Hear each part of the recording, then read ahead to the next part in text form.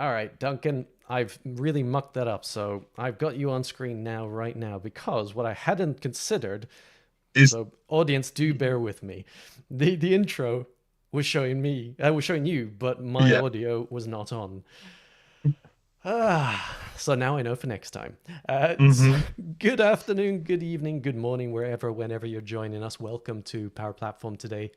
I have got a previous guest, Duncan, who, as you see, is on screen. He is joining today to interview me, which is wonderful.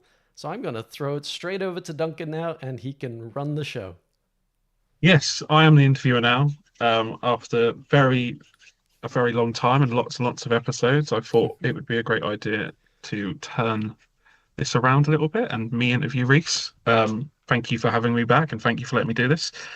Um, so do you want to introduce yourself then? Is this what I now ask you? Yes, Go on, yeah, no, tell us about absolutely. you, Reece. Go on, give us your intro.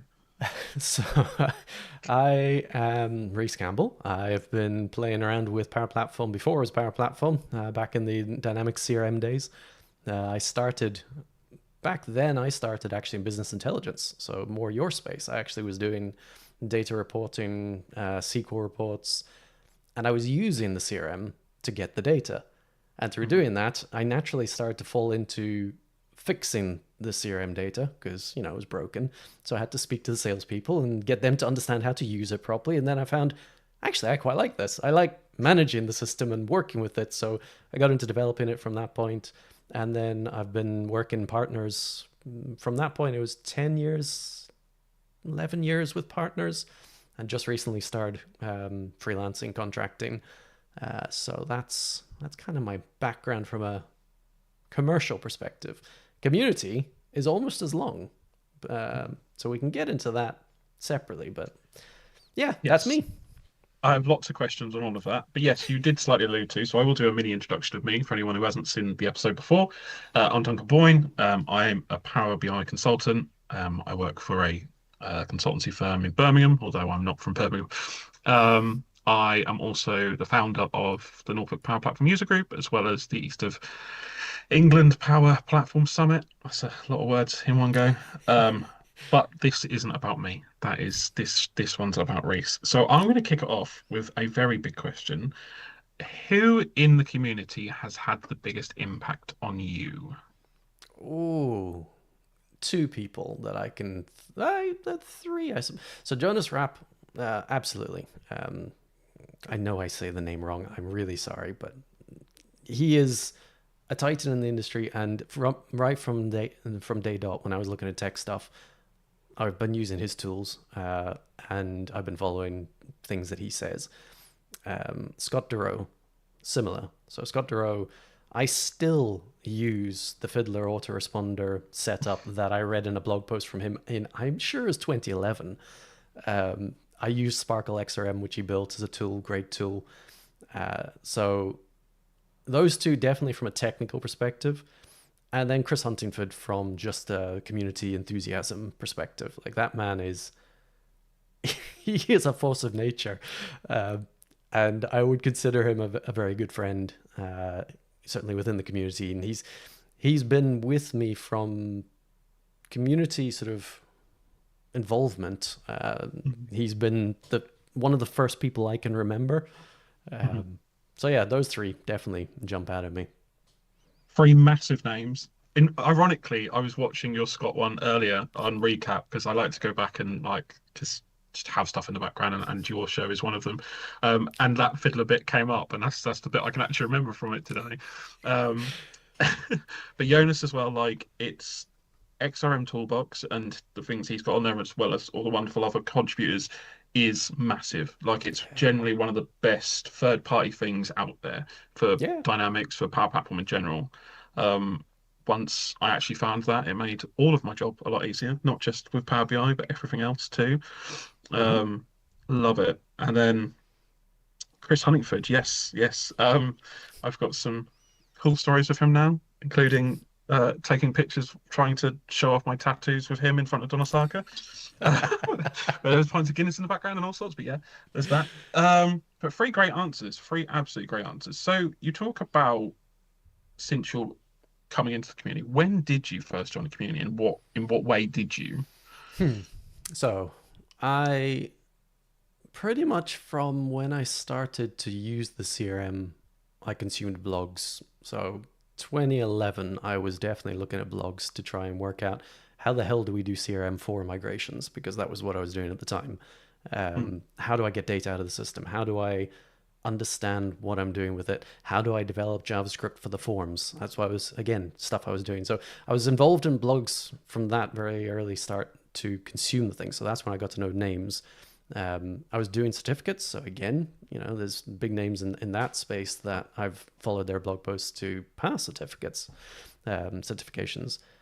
But to actually get engaged, so it was in that first role. They actually, in Edinburgh, they had a user group. It was the original company, Community Dynamic Communities, I think it was called, or whatever. mm, I can't remember the exact name. They folded just before COVID, but I think they're coming back. But at the time, they were the only game in town from a user group perspective, mm, and they it was a paid membership. It was a weird thing. Like, it was a paid membership, but you could go along. Uh, mm, they did get a little sort of uppity if you went to lots of sessions, but didn't pay. But they didn't stop you. It was a weird thing. No wonder they folded, because I don't think they really knew what they were doing with it. But mm, an interesting thing about that was it was focused primarily on users. The idea was it was a user group. So they specifically said that recruiters and partners were not allowed to attend. fair. So the idea was it was users talking about what they were facing in their role. And it was interesting from that perspective. So anyway, they had one in Edinburgh, so I went along to that at the Microsoft offices. And that was really interesting. And then it all just sort of stopped. It never seemed to, nothing else seemed to happen until a few years later, when I then joined the first partner that I worked at. And they actually tried to start up a user group at the time. And I think they did a few. I don't know how many we did. And ultimately, one of the guys there was setting that up. So we ran a couple of those, but it never really it never got the traction. Because the thing is with Mm, user groups and these summits and everything else, they're hard to keep going. They're relatively easy to start, but to keep going regularly, that's hard. It really. don't I know it? Don't I know it? Yep. Yeah. I have so much respect for user group leads and what they're doing. Like the ones in London and Reading, especially, they've been running for so long. Hmm. Um, and that just takes a lot of commitment and hard work. So that was the early days. And then everything past that, I did a few blogs here and there. I've been on other podcasts. So I was on the XRM Toolcast back when Hmm. it was when Jonas was still on that. Um, so I've been around in and about for various things, but then I started speaking in 2019 at Scottish Summit. So that was when I Hmm. first actually went to a conference as a speaker. And I've done a few since then. I really enjoy that, but family life kind of stopped quite a lot of that. So I've been in and around community now for years. Hmm. Not very active in it. I've not been. I am. I'm lazy at my core, uh, and Everyone it's. who's in tech is lazy at their core, though, aren't they? We're people who want to find the easiest route to something. That's always what it is. And we'll spend 4 times as long as it takes to find a better way of doing it than to That actually is just do it true. that way. That is so true. They do say some of the best developers are actually lazy, because the whole point of development is to try and make it easier and repeatable, so you don't have to do that thing again. But the Yes. flip side of that is exactly what you say. You can really delve into the detail, so you can spend a Yes. good week trying to build something that actually was only taking you an hour a week to do, but now it's going to take you 2 minutes. Yes. Yes. Eventually, the return of interest will be right. Like it will work out. It'll work out, I promise. Uh, just don't tell your project manager that. Yeah. Uh, get those timesheets in. Um, oh, Timesheets. yeah. Amy Hemingway, if you're watching, that one is for you. I promise that one's for you. Um, I love a little shout out there. Good. yeah, she's got her own sticker now about I spoke to a project manager and they didn't chase my timesheet. Um, all she did was chase people's timesheets. So going back to what's been your favorite event you've been to, like conference or user group? What's one that stood out like that was the best one I've ever been to? See, my memory is just bad for some things. I don't know what it is. Like, there are some things I'm really good at remembering, and other things I'm really bad at remembering. So the specifics of conferences is tricky because they blur together. So Yeah. the one that I certainly go back to and think about a lot would be Dublin when I went through there, because that was the Dynamics 365 Saturdays. So that was back when it was Dynamics 365 Saturdays. It's the Mhm. first proper conference I actually went to. And I specifically went there with a purpose to, I mean, I was going there to get a job, but also because it was interesting to go to it. And that was where I met Chris. That was where I met Neil Parkhurst and Joe Gill, a bunch of other MVPs. And they were so welcoming and friendly that there's a number of different sort of moments at that event that I can remember that stand out more than the sessions. I think actually conferences, most of the conferences I attend, the sessions don't necessarily stand out. It's everything in between. It's the in the hallways talking to people. It's over meals in the evening. It's over drinks in the evening. It's the morning registration. All of that Mhm. stuff. I remember more than I remember the specific sessions. But that one being the first, I think probably is one of the reasons. Very close second would be Scottish Summit, where I first spoke. Mhm. But again, that's because I spoke there, but also because I spoke there, everything that happened before I spoke, I don't really remember. Fair, fair. Yeah, I definitely like the networking bit and the actual meeting people, especially because of how big our community is and how online it is. Mm, Meeting people for the first time, having those introductions, like actually being able to spend some face-to-face time with someone. Yes, I love going to the sessions, like don't get me wrong. But even when we saw each other at South Coast, I only went to like 3 sessions that day. But like it was so good to meet a lot of the people that I've yeah, spoken to online for such a long time in person. Like it really is. yeah, I always joke like you can never tell how tall someone is, like on a LinkedIn photo or talking to them like a Teams call. yep, And there are some very tall people in the Power Platform. There really are. And yep, I'm quite tall, but like there are some people that make me feel short. So yeah, I love it all. But I do like your answers. Like my South Coast will always stick out for me because that's my first conference. yeah, And then Scottish Power Platform User Group because that's the first place I spoke. Like those do really stick to you, don't they? Because mm. it's like that's almost a core memory. But everything else does kind of get lost, doesn't it? Like It you does. just remember that joke that someone told, or like that, or where there was like a certain group of people at the pub afterwards. Like those are the bits I remember most. Yeah, yeah. Like so one session that definitely sticks in mind is Jonas Rapp at Scottish Summit. But the thing is, I don't remember which year. That's the difficult Yeah, part. fair. But I know Yeah. that it was when it was, I think it was the first one he did back after the stroke. And it was such a good session because he's a really good speaker anyway. I mean, I talked to him on this about it, which it was actually quite an interesting reaction he had because he said, I can't even remember exactly what he said, but it was surprising that when I was saying that you're a good speaker, he's like, "Well, of course I am. I put a lot of effort into it," and I just love the way that he said that because he's not taking it for granted when he does presentations. He aims to get people to feel a certain way, and good speakers do that. And that particular session, just the way he used the PowerPoint presentation, the way he spoke, the way he reflected what he was feeling and how he was feeling, it was so emotional. It was captivating. It was entertaining. It was just, I get chills thinking about it. It was so Mhm. well delivered. Yeah, So that there one are really stands out. definitely like subcategories of speakers. Some are like absolutely brilliant technically. Yeah. Some love the soft skills. And then like my favorite speaker is always gonna be Sean Astrakhan. Like how interactive and how immersive everything is, and it's full of jokes, and that appeals to me. It doesn't appeal to everyone. Yeah. Don't get me wrong. Some people want, no, this is just technical. Let's just talk in dev talk for an hour, and that then it's done. You walk away. But there are definitely different categories of speakers. Where Mhm. would you put yourself as a speaker? What do you feel like you're more technical? Do you want to be more immersive? How do you see yourself? I'm experiential. So the Hmm. way that I like to talk is about my experience, and I like to talk about the passions I have. I don't like to prepare. Again, going to the lazy. For me, it's about minimal slides just to prompt what I'm talking about, and then it's about talking about stuff. I treat a presentation almost like I treat this show. I Hmm. talk, and I find that through the action of talking, I engage and I move things forward.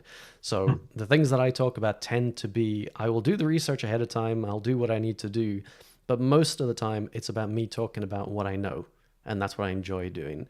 Um, so yeah, my very first one was the 10 things I learned implementing Dynamics portals Hmm. over a year. And it was just a useful thing to talk about. Now, I don't think of myself as particularly funny, but I do. Humor is important, so I try to put in funny little things. But I do find the way I deliver things gets a chuckle every now and again. So, for instance, in that one, there were things like the always remember to refresh the cache. Hmm. Seriously, remember, always remember to refresh. And it was like that kind of thing. It's just it's like I'm talking to someone in the team. That's how I Yeah. tend to deliver. That's I always aim to try and deliver as if I was talking to one on one with some other dev. That tends to be my style. Um, it's not particularly polished. I've said it before. If you've been in a session with me, you probably won't ever see that again. I will never do the same thing twice. Maybe if I But was doing many conferences, I probably would, but I'm not that person that says, "Oh, go to my website, you'll see the 4 topics that I talk about, and you see those anywhere, that's what you'll see. It'll be the mhm. same again." I'm very much more like I like to think of it in terms of stand-up comedy. While I'm not funny, there's different types of stand-up comics. So if you go and Yes. see someone like Jimmy Carr, if Mhm. you go and see the show that he's traveling with, it'll be the same Mhm. jokes. And there will be some Yes. interactions depending on the audience, but most of the time he's going to hit the same notes. Whereas you see someone like Dara Breen, the he will always change the topics, everything he's talking about, based on the answers of the audience that he interacts with at the beginning. So he will ask them questions, and then from there he will lead into other things. So you might hear the same sort of joke here and there, but the whole flow will be based on what the people said in that audience. Yeah. So I'm more like that, even though I don't engage directly with the audience. It's more to do with what I'm talking about at that moment. So if I'm talking about Power Platform, if I'm talking about Dynamics portals, it's because that's what I've just done. If I'm talking about ALM, it's because that's what I've just been interested in. And then I love the interaction after. So for me, I want people to ask me questions. It's important to how I engage. Yeah, the Q&A part is my favorite part of any speaking gig, like Yeah. especially when I talk about I because mine's Power BI mostly. Uh-huh. Talking about Power BI, even if it's demo heavy, it's normally very me talking at people, and I much prefer the interaction. I also like to throw in a lot of jokes. I like to make it more humorous. I'm Mm. quite self-deprecating. That's just how I talk to people because that's I like to make jokes of the little things. Like it's because even setting up the calendar invite for this, it's like I am the host now. Like the meme about I am the captain now. Like that's it's in my head, and then I just wanted to say that at the start of the show, and I forgot to say it. It's like I am the presenter now. Um, That's because I screwed but up the intro. So no, it's fine, it's fine. Um, but I find that more engaging for me, and talking at people for 45 minutes and looking around the room and then clicking on your laptop, it feels very alien to me. But having mm, that Q&A afterwards, being passionate about the things I enjoy. Like I did one in Newcastle not so long ago, and I had people come up to me like, I don't work in Power BI, but the things you've said applies for me in Power Apps because I was talking about how user adoption and buy-in based off of the visuals of things. Like if people find something yeah, visually appealing, like I talk about ask someone like the three favorite websites, apps. Why do they like Instagram? Well, it's designed to draw you in. So why aren't we designing our apps and our Power BI reports to draw people in and keep them in it? Like if they enjoy it, it's going to work. But mm. yeah, I'm going on about me too much. It's about you today. No, that's the point of the show. For me, it's always about the chat. It's the interaction. And Yes. I mean, I don't. You must have watched a few. You just said before you've watched a few of the shows. Some of them I Hmm. definitely talk more than others. There was one where I felt, in fact, I think it was the last one. I definitely talked more than Sheena did. Oh, Sheena was at my last user group. She gave a great talk, absolutely great talk. She was good. But She's it very, is that very flow, good. and like we're saying about the Q&A, like these kind of conversations, it's you get passionate about something, and then the back and forth works, and it's Yeah. just I love it. I love it. So, next question: if you were literally brand new to all of this right now, say you just fresh out of uni, or you just landed your first job at a partner, where, like, what technology would you use, and would you still go back into the community? Like, what would you do now, as opposed to Hmm. what you did when you first entered this realm? This has come up a little bit before. I've thought about. So there was a question I talked to someone about how would I go about learning now. So Hmm. I when I started, the way I learned how to do stuff was I downloaded the SDK and I went through all the examples.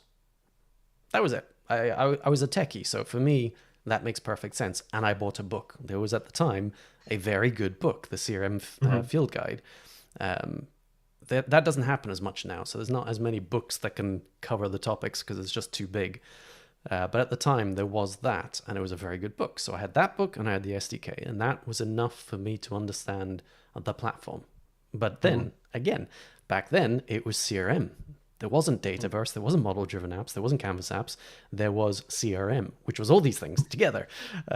So it was easier from that perspective. I think nowadays, it's a bit easy to get stuck in the sheer breadth of topics.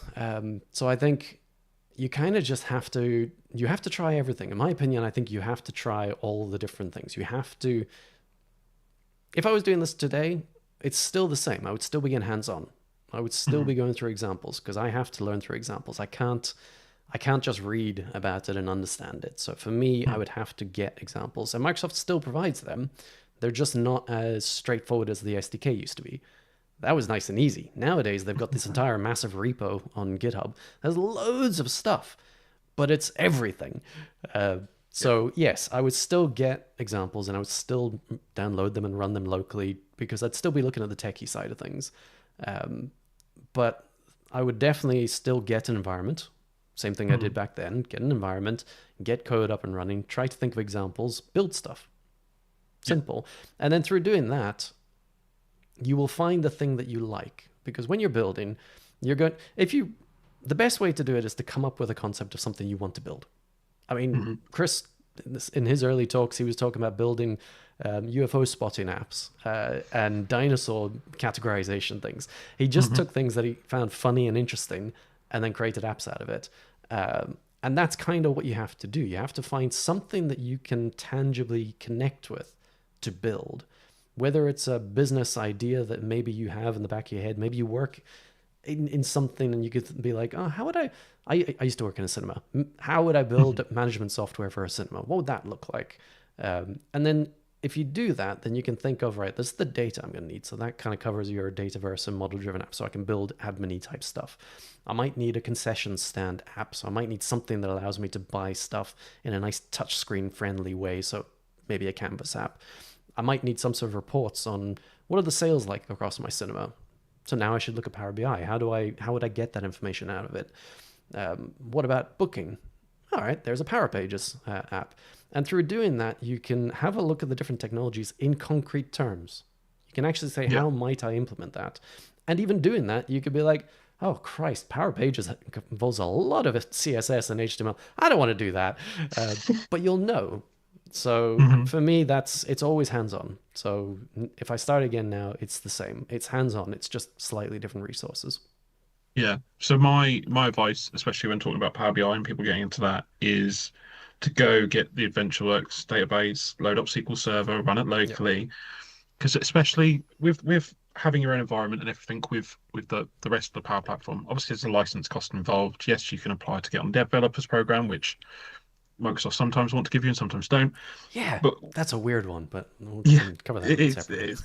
But with Power BI, it's all free. You can theoretically get from downloading SQL Server, putting it up, booting up the Power BI desktop, building a report and everything, publishing it and then sharing it. It's a different story about monetary values, but you can physically build a report, have it run locally, refresh it, do things with Mm. it. And I love that you can do that. Like you can do those first bits of learning and having that play time, as it were, which is what I always do when something new comes out, Yeah. especially when new features come out on Power BI. I want to play with them. I want to see what they're about. Are they going to be useful for my job? Possibly not. Is a customer ever going to ask for them? Never. But I want to know how they work. I want to play with them. Um, and that's my mentality too. Like I want to build things, break things, fix things, and Yeah. that's how I learn. But like you, I do love a good book, and books are becoming harder and harder to stay current because of Yeah. how quickly the whole suite is evolving. Yeah. And I've got some great books. There's some absolutely phenomenal people, but they get to their second, third, fourth edition within a couple of years because they have to, Yeah. um, because of how quickly the technology is changing. And even YouTube videos. If there's a YouTube video on a certain something, it will only ever be about 70% correct based on where the technology is right now. Yeah. Um, but there's so many different learning resources out there. If I had to start again, I would probably cry. I think it's because you've got the curse of the expert, or whatever the phrase is. So you're in the, because you're at a certain stage in your career, it's hard to think back to what it was like at the beginning. It's really difficult to put that into terms, but you're still the same person, so I don't think it would be that different. I really think that you would still take the same approach.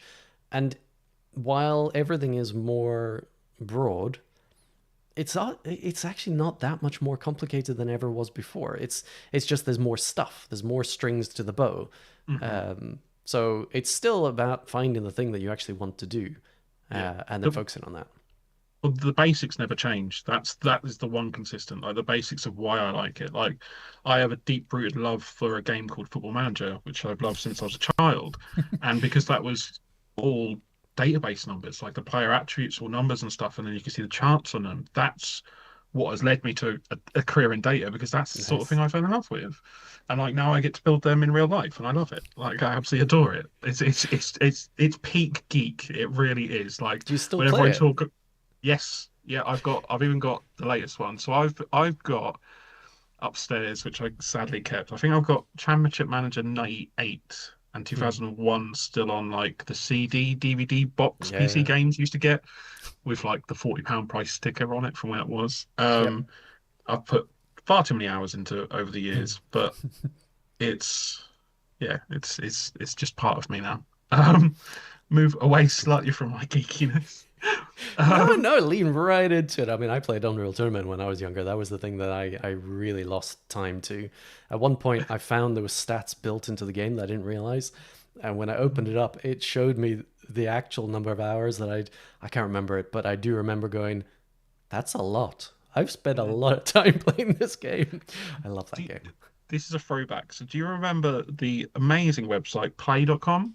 Yes.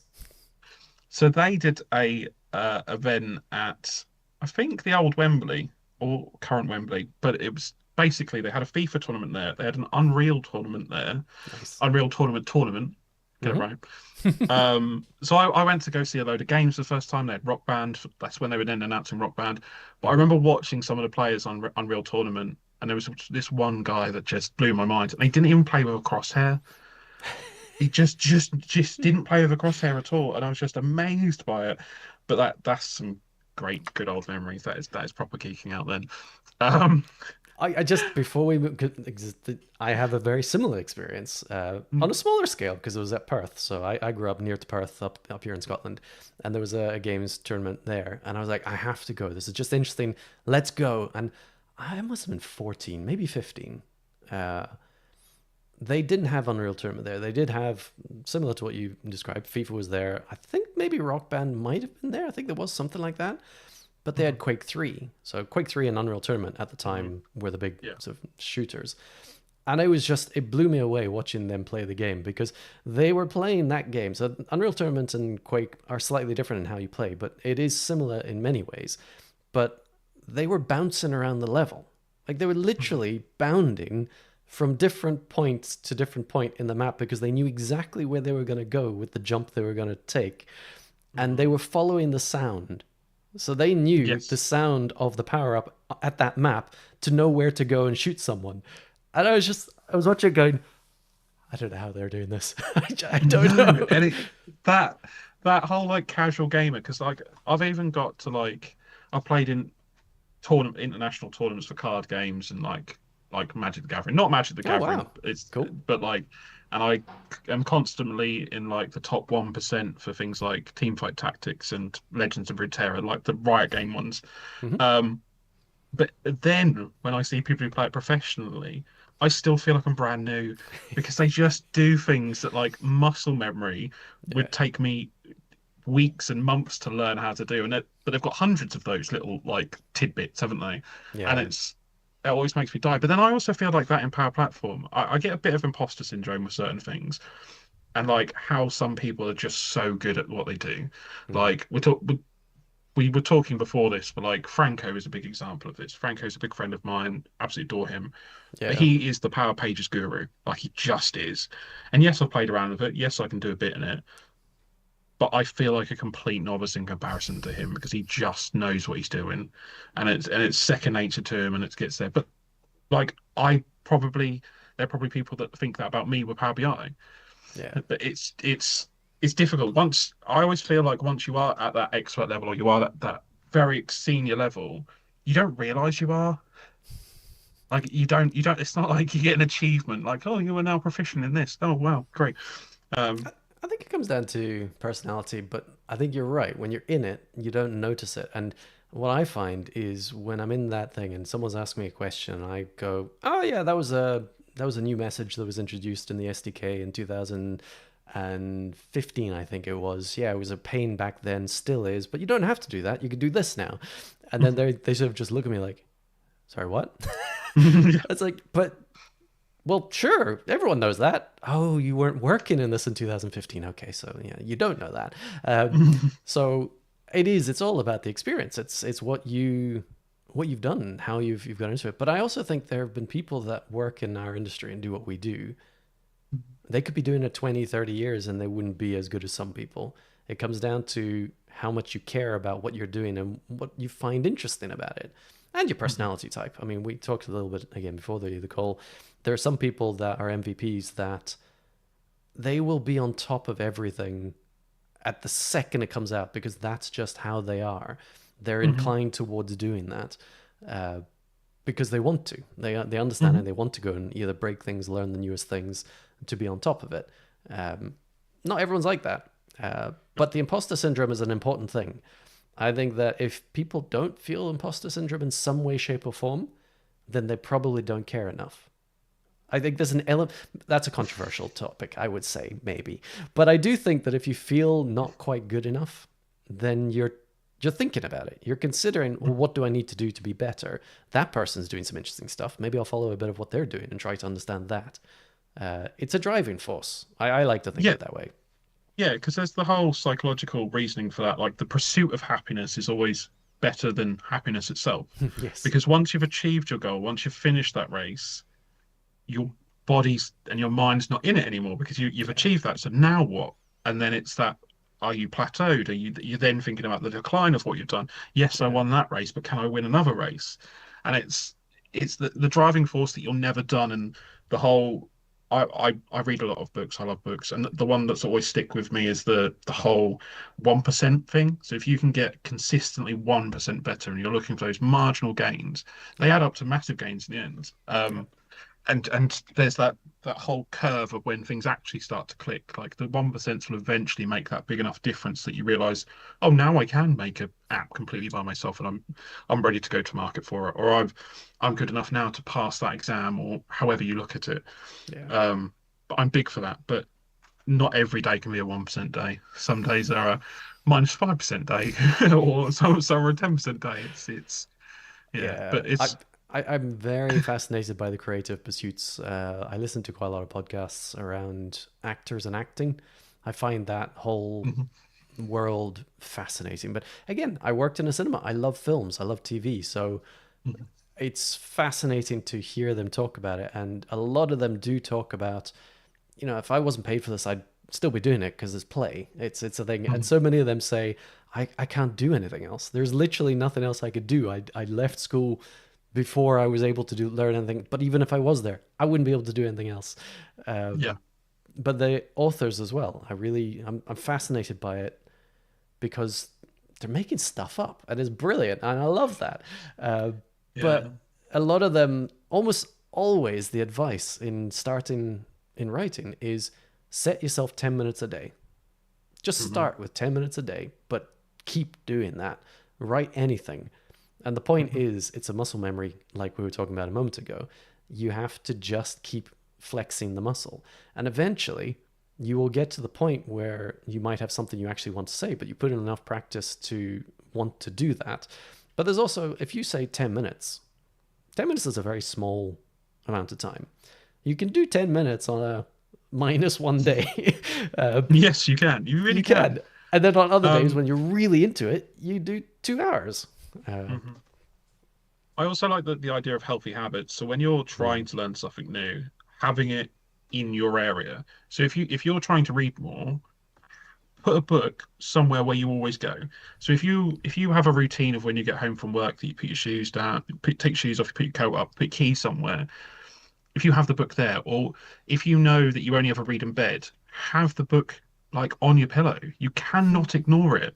But if you have it on the bookshelf, you've then got to consciously think, oh, I'm supposed to be reading now, go get it. You need to give yourself subconscious clues to get you to do more. So yeah. I always feel like I leave myself sticky notes. Like when I'm working on something and I'm like, there's an idea I've got, I need to go to this, I can't do it now, put a sticky note, have it there for when I can go to my laptop and have it. But like it's yeah, I need that for my brain. It doesn't work for everyone, but I like that idea. Yeah. I think there was the Atomic Habits. I'm sure he talked about it in there. There Yes, was an yeah, that's what I'm referencing. Yeah, yeah. that There and was there's another book I read, but yeah, Atomic Habits. I love Atomic Habits. yeah Atomic Habits, and I think was it Change or the Change Habit. There is another one. I think it's I can't remember. It's a brain scientist guy that came up with it. Might be the Power of Habit. But there is another one which talks very specifically about that, which is habit hacking. It's Hmm. about trying to incorporate your habit into what you're already doing in some way, shape, or form, or to work it around what you're doing to either remove a bad habit or also to make it a new, better habit. So, like for Hmm. instance, if you're really bad at snacking, just don't have them in the house. It's as simple as if they're not there, out of sight, out of mind. If they're not Hmm. there, you're not going to reach for them. Um, Yes. and things like the gym, that's the classic one. If you want to go to the gym and you do it in the morning, have your gym stuff literally next to your bed when you wake up. So that's what you Hmm. get dressed into, and you leave the house, and there's no excuses. Yep. Um, Yeah, and it is that subconscious training of doing stuff like that because the more effort to start something, the less likely you're going to do it. Like I'm the same as you. I'm chronically lazy, but in the most efficient way. Like I want to do things, I want to get them done, but I want to do them in a way that makes sense, not the longest way possible. I'll avoid that I at all question costs. what you say because so you're into championship manager, football manager. You're setting up a summit. You run a user group. You're really good at card games and play loads of them. You read loads. I don't know where you're finding this time. I work and then I watch TV.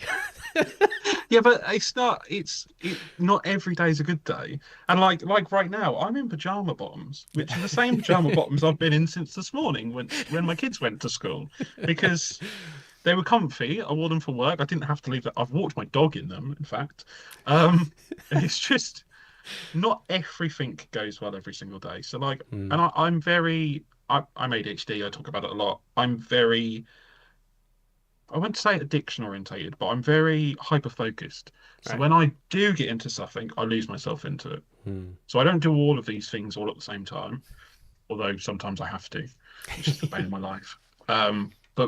But then I struggle to stop. Like though that 10 minutes will become 5 hours very quickly, and then it's like, oh, and then I have to retcon and actually do stuff that I was supposed to be doing. So yeah, I it's funny. I either have lots and lots of attention or none at all, and then it's just fleeting, and then I can do those nine different things at once, but I can only do them for a minute each.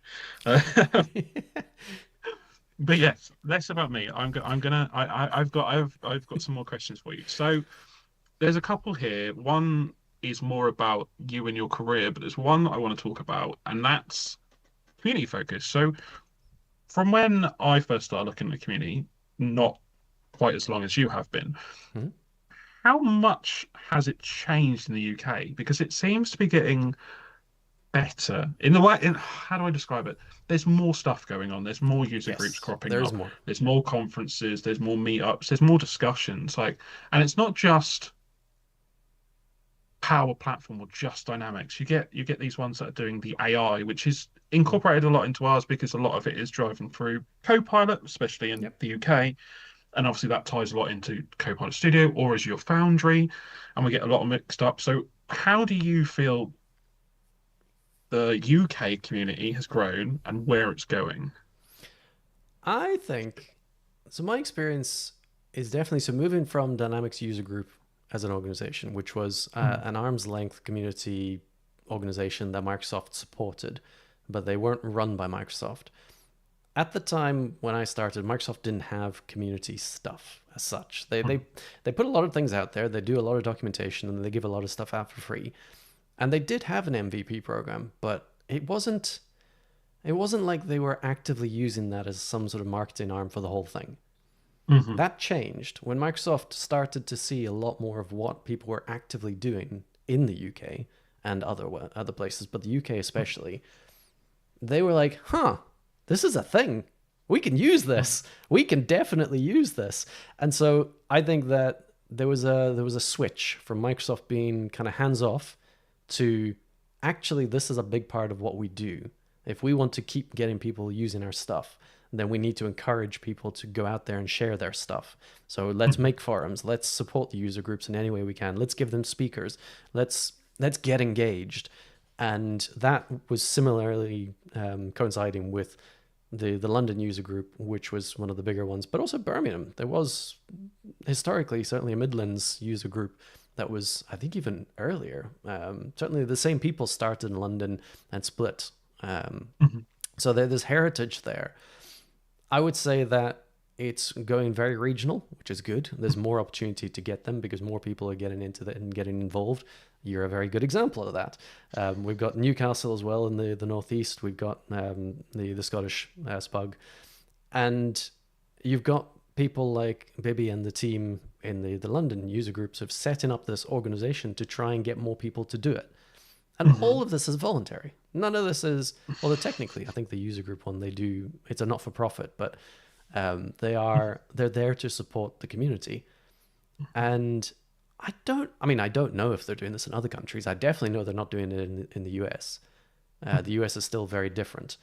Um, Yeah, whereas from here, conversations I've had, yeah, the US is yeah, very different. They don't have it. And then, yes, some countries like Marcus Franz, a guy I know very well now, I went to the conference with him.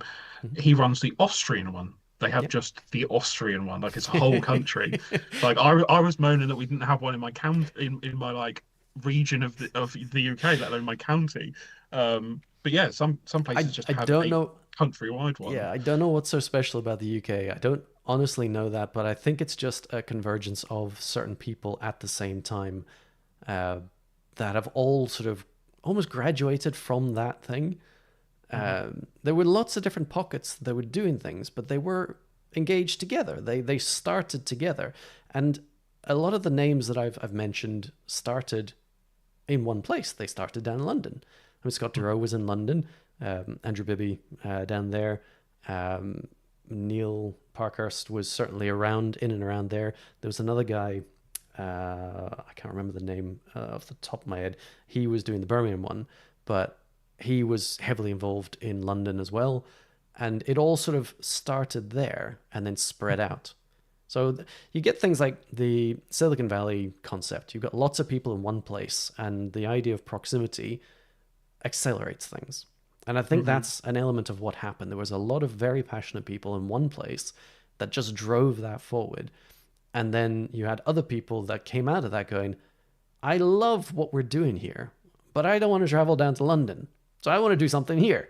And Mhm. so that's where you got ones in Ireland. That's where you got the Birmingham one.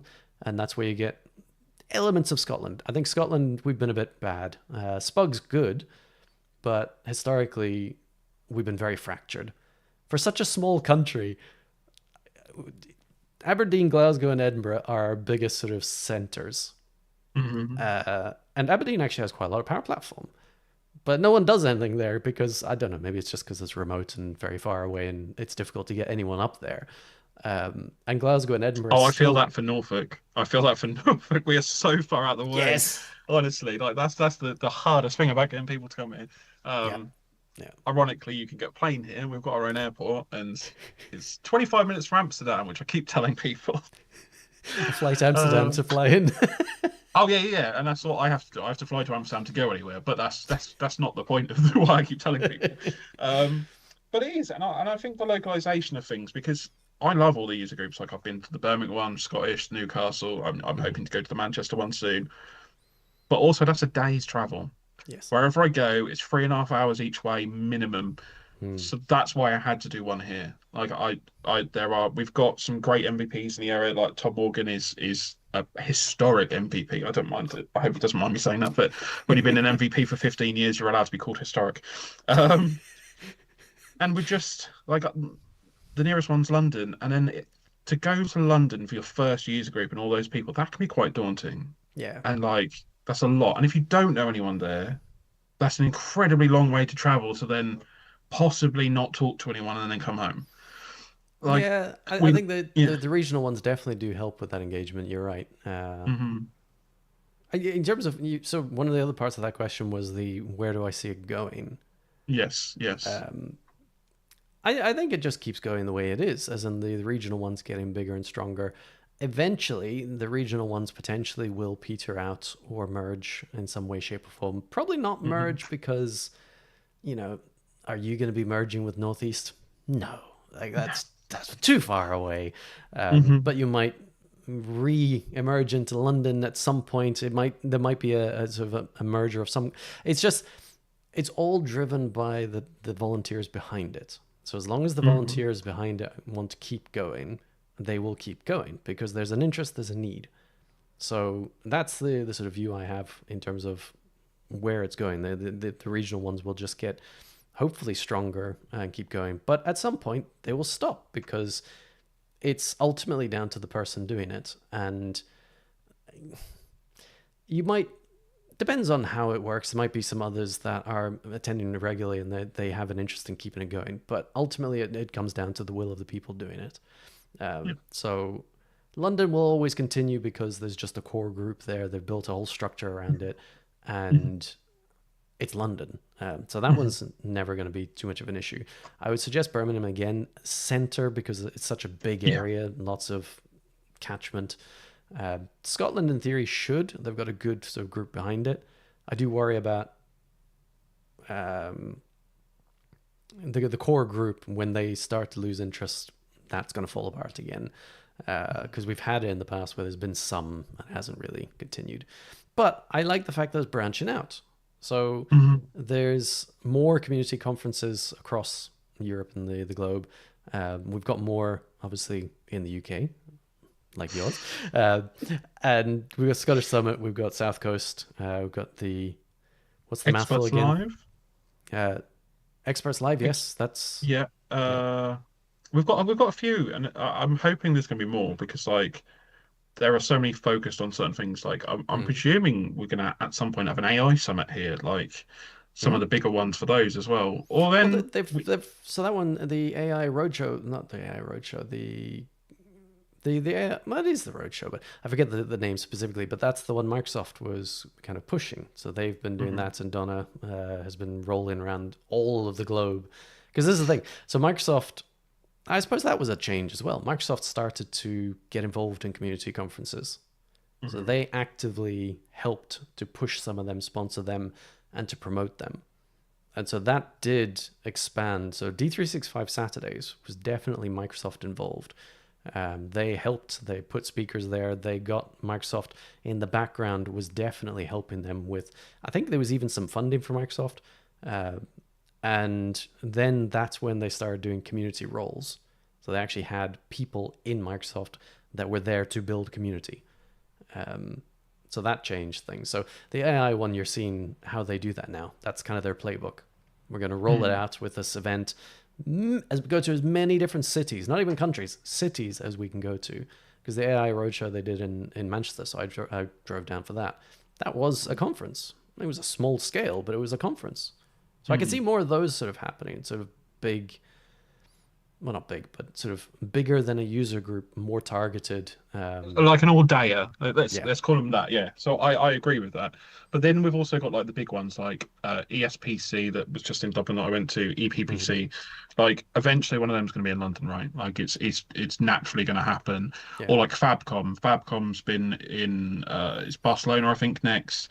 Or the ones that happen in Vienna. Like eventually one of them's going to land in London, and we're going to have that. And it's I think especially those events for a lot of people that go for the first time once they've been to a big conference like that, especially a local one, they start looking at the other ones because it's like, I actually really enjoyed this, especially the networking. People find Yeah. out that actually talking to people is the most fun of it.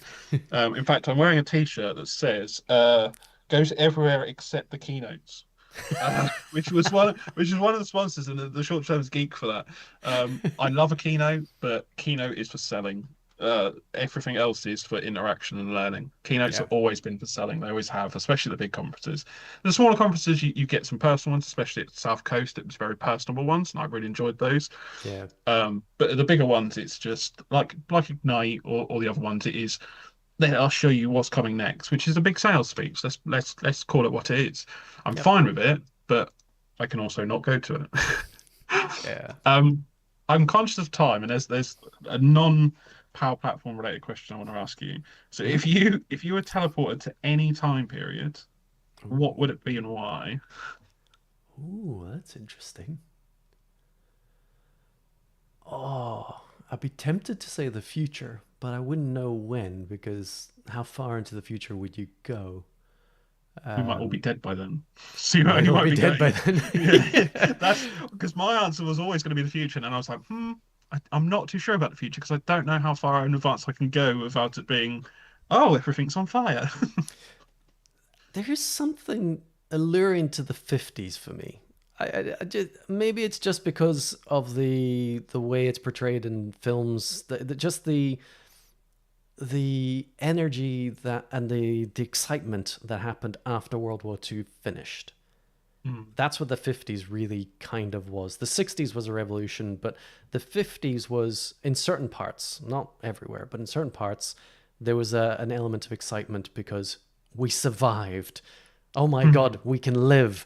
It was Hmm. hard. Like, it's a hard time because, economies were shot all over the place. But I just think that would be an interesting time. It doesn't strike me as the most scary of times.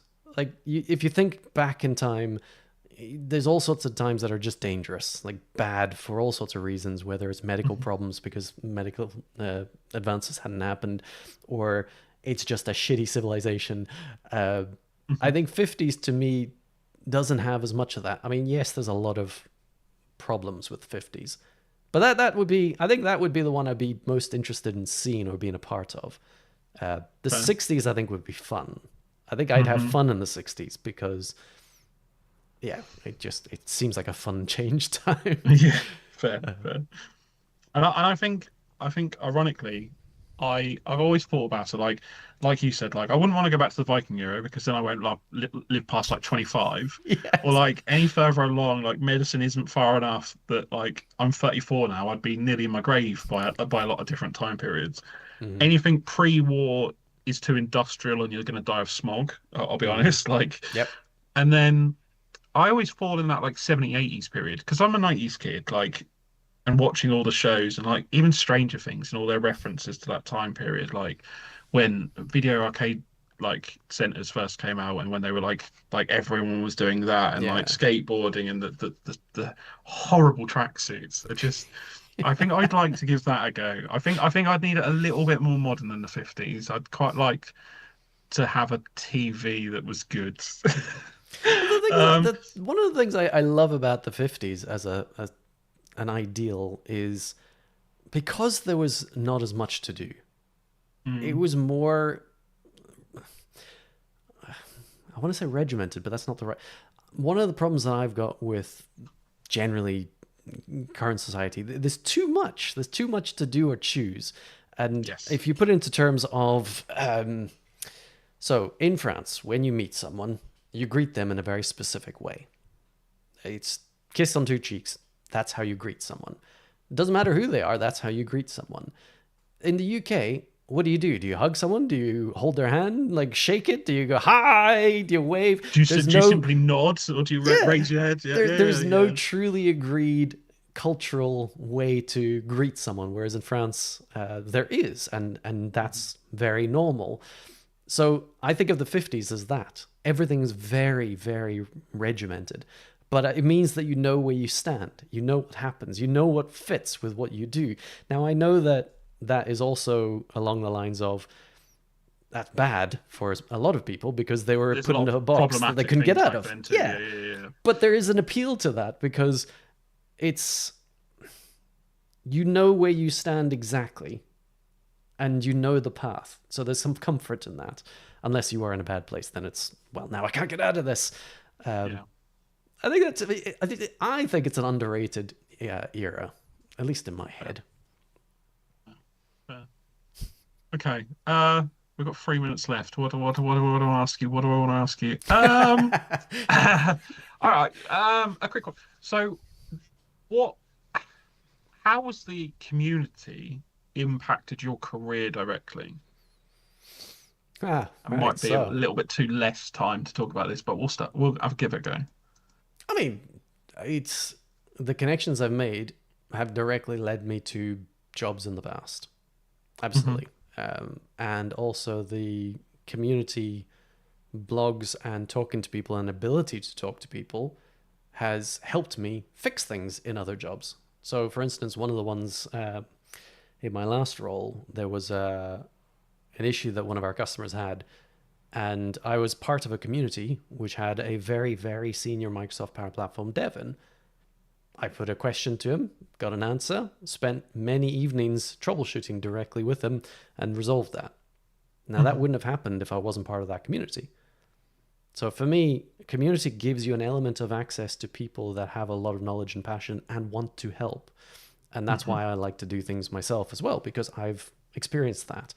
And the connections you make point you in the direction of where you might want to go, because in community you're talking to people that might be a few years ahead of you, or you're watching someone do something, you're seeing someone passionate about something which otherwise you might not see if you're Hmm. just in your day-to-day IT support role or developer role. You might never see someone do Power BI, you might never see someone do AI.